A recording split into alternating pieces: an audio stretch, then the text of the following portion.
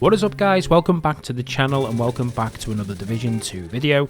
In today's video I'm going to show you my trusty strikers build that I've been using for the new Incursion. This one's aimed towards people who maybe don't have a regular team to run with and, you know, looking for that trusty build that will serve them well in all aspects of the new Incursion. Whether it be running with a regular team or using the drop-in feature, you know, this build is going to help you hold your own in any circumstance. There's a lot of striker builds out there for the new Incursion, but I feel some of them are more tailored towards maybe already having the Ouroboros weapon, for instance. And yeah, this one is just a reliable, across the board, hold your own strikers build that will serve you well in any circumstance. Anyway, if you do like today's Division 2 video and it does help you out, don't forget to hit the like button for me, subscribe for more Division 2 content, and with that being said, let's get into it. Firstly, the specialization, I've gone with the gunner, simply just because of the armor on kill, really. You know, killing enemies grants 10% of armor. Also, we've got a nice 10% weapon handling as well. And also, you know, there's quite a few buffs, the rate of fire as well. So that's generally my go-to. Obviously, specialization's not the key part of this build, so if you prefer any other, feel free to use it. Now, weapons of choice, I'm using the St. Elmo's engine and the ACS-12. ACS-12 is simply just to keep up the stacks of the striker. You know, in this particular Incursion, there's a lot of tanky bosses, so you're going to be able to have plenty of opportunities to keep the stacks up. I think that's the reason why striker is so good, because you can keep the max stacks pretty easy.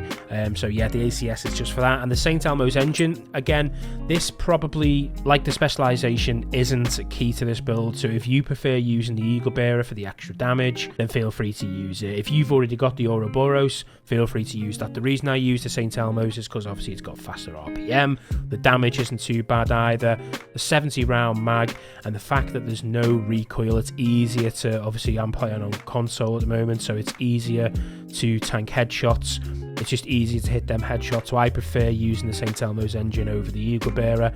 But again, use whatever weapon you prefer, but that's what I'm using, the St. Elmo's engine and the ACS. Now for the mask, I'm actually running the Catharsis mask here over the Coyote mask. Don't get me wrong, the Coyote mask is probably in slot one of the best, but one reason I'm using the Catharsis is just simply, again, for the bit of survivability. You know, we get a bit of armor, we obviously got the incoming repairs from the, you know, well, hoping that you have a healer for the Incursion, a bit of more, again, armor regen, and obviously, you know, the Talon Vicious cycle. Taking damage builds up stacks to a cap of 30, each stack grants 1% weapon damage, so we obviously get 30% weapon damage there anyway.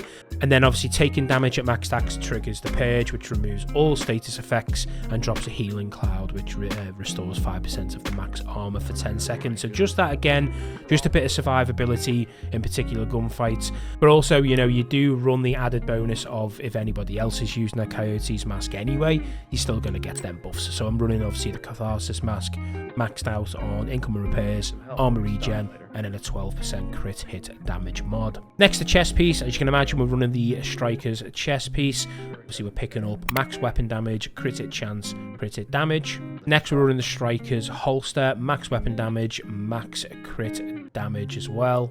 We're also running the Striker's backpack, which of course gives us a Striker's gamble, and obviously paired with the chest piece, this is increased to 200 stacks. There's a lot of striker builds out there that don't run both of these pieces, obviously because, you know, for a lot of situations you're not going to get to 200 stacks. But as I mentioned earlier before, you know, you're going to have a lot of opportunities to max out these stacks, and this is a perfect opportunity to run both the chest piece and the backpack. Again, running with max weapon damage, crit hit damage, and then we've got 11.75 crit hit damage mod, and of course we get the extra weapon damage with risk management talent. Next, we're running a pair of Grupo Sombra gloves. Again, max out weapon damage, max out crit hit damage, and maxed out crit hit chance, and that's obviously giving us 15% extra critical hit damage as well on top of that. And you know, some may want to run the Contractor's gloves instead, but I prefer getting that 15% crit hit damage, as obviously we're getting quite a lot of crit hit chance in this build, so it's well worth running a piece of Grupo. And finally, we're using the Striker's knee pads just to obviously round the 4-piece build off with max weapon damage and max crit hit chance. Now as for the skills, you know, it's dependent on the particular stage of the Incursion, whereas rule of thumb, I always have the Reviver Hive on. And for the second skill, I am running a Decoy, This may change again if I need the jammer pulse, for instance, for the drones. So the skills are up to you, really. Now, as you can see, for the main stats, I've got 48% crit hit chance, 151.7% crit hit damage, and 85% headshot damage. But obviously, if somebody's running the Coyote's mask, these can change. I think that's why I had this build originally like this. In fact, if I'll just go over to my inventory, put the Coyote mask on, go back to stats. Yeah, you can see that the crit hit chance has gone up to 54%. But again, if somebody else is running the Coyote mask for this build, you're going to get that crit hit chance. Feel free to change out one of the mods if you prefer more crit hit chance. But I'm just going to keep the Catharsis. I do think it is important to have that bit of survivability, especially if you're not playing in a team. You know, if you're just doing drop-in matches, it's always good to have that little bit of survivability in case you end up on your own. So yeah, that for me is the build. Now, as I say, I've been running this build since obviously the Incursion started. I find that I hold my own in every situation, whether it be a team or a drop-in match. I don't feel like it's me that's the weak link, I suppose, of the team, especially if you're efficient with obviously the headshots and obviously keeping your stacks up.